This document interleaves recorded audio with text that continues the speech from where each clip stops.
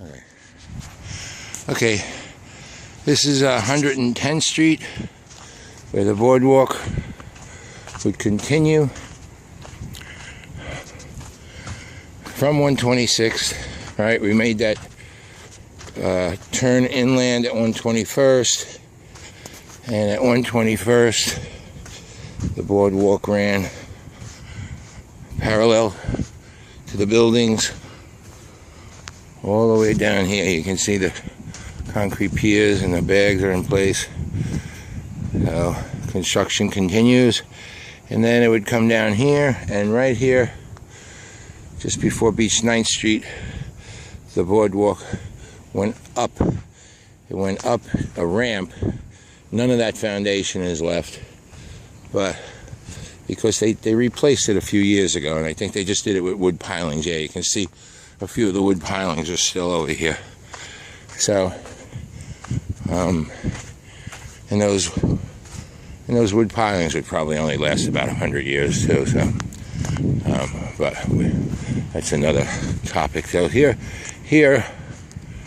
is more of the concrete piers of the Rockaway Boardwalk heading east, intact, just waiting for some wood and some railings. But these are all going to be destroyed. They're all going to be torn up because, yeah, like I said, there's a $250 million FEMA-funded capital project that's already begun, and it's scheduled to end in 2017. I mean, the Army Corps has done their job, and I watched them. They can pour sand. They pump sand quickly. They can do a mile of sand in a week. So you've got a 5.5 mile boardwalk. You've got about a 8 mile run from the Atlantic Beach Bridge to Reese Park, the end of Neponset. So basically they could do that in 8 weeks. And they could do it every other year, and they wouldn't have to worry. But like I said, the fix is in. This FEMA project is moving ahead, and as you can see, there's more of those $2 million lifeguard shacks, raised lifeguard shacks. As we go further east, you'll see more and more of them. So they said they had a price tag of $2 million a piece. I think there's about, I don't know, 16 of them.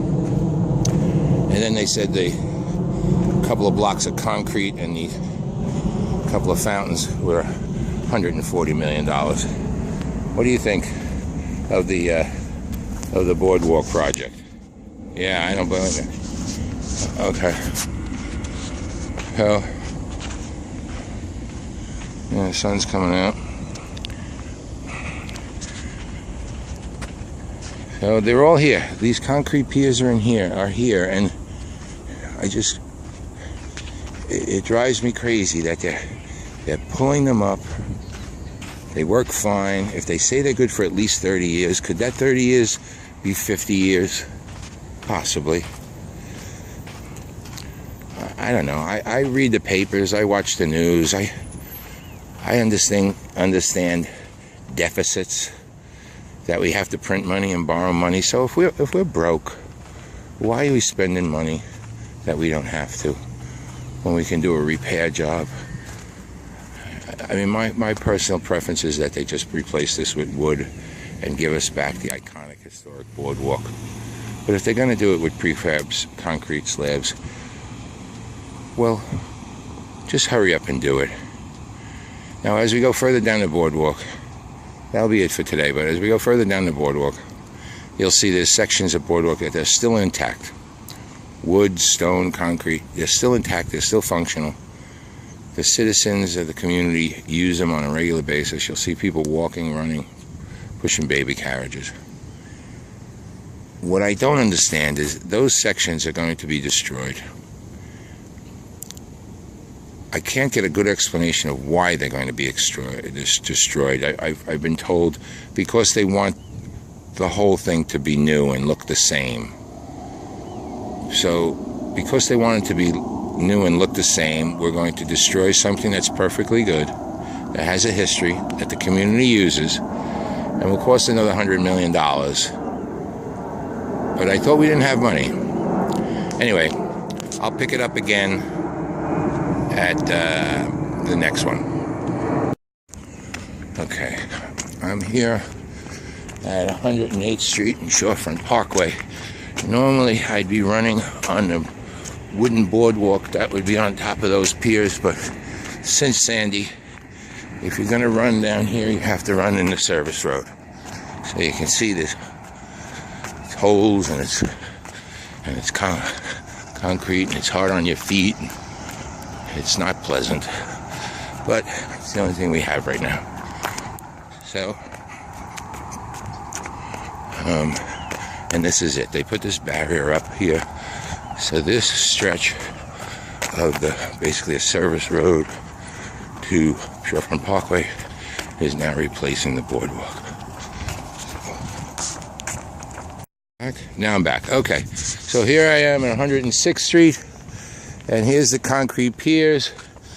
And after 116th Street, this was the next place that they repaired. You can see there's more of these lifeguard shacks. Two of them, I think, it's strange because I think they brought them in initially as bathrooms, but the old concession stand bathrooms still work. I don't think these things are used for more than lifeguard shacks. We were told a price tag of $2 million a piece. And here's two blocks of concrete that they put down. You can see there's some periscopes and fountains and some fancy railings and things. But that they did, and that's part of the $140 million project. And here is Bert Robbins, who is a longtime runner, and he's used this boardwalk for how many years, Bert? 40 years. You've been running on this boardwalk for 40 years. Strong. It's still going strong. He's 82, and here's my question to Bert. I asked him this a few weeks ago. If this boardwalk was concrete the way they're proposing it now, do you think it'd still be running 40 years later? I would give it my best shot. Yeah, I can tell you my opinion, because I'm a fat runner. I believe that if I had to run on this stuff, I would have had knee and hip replacements 10, 15 years ago. But that's you're right 100% of the time, about 70%. Yeah, right. So here we are, and this is another section. And now I'm walking east, and now we're beginning to see the construction of the 5-year plan of the new concrete walkway that's going to replace the boardwalk. I guess you can tell I'm prejudiced. I want a wood boardwalk back. We're never going to get it. This is what we're going to get. So I just want to document it. Here's these I-beams are for the retaining wall. There's going to be a wall on the land side. You see the round pipes are going to be filled with concrete, and the concrete slabs will go on top of that to connect what we're doing now, and it will run continuously down to Beach 9th Street. I don't think, it's not so much that we have to have wood. I think the community wouldn't mind it at all. I know they wouldn't if it was concrete. But it's 5 years. 5 years. I don't have 5 years. Bert, you got 5 years to wait for a boardwalk? But as long as it takes, John. As long as it takes. One day at a time. One day at a time, but yeah, I agree. John, like the Underwood Hotel. What's that? Under the boardwalk. Yeah, that's right. It was under the boardwalk, John. That's right. Well, you can see there's one pile driver. I'm down here almost every day, and we see a work crew of never more than 12 men, one pile driver. So it's annoying to watch a project that is laboriously going slower and slower. So, all right, I'm going to pick it up again down at 96th Street. Now, one of the other issues here, the reason why it was important for the Parks Department to do this $140 million quick fix at these 3 or 4 locations is because they have these concession stands that in the last 3 or 4 years have become very popular. So they're cash cows. So the Parks Department made sure that these things were repaired and operable first. And they cater to the weekend crowd in the summer. So we have 12 weekends in the summer. And people who live off the peninsula come here and they buy their tacos and their Hawaiian beer or whatever. And they were kind of catered to first instead of the people who live in this community.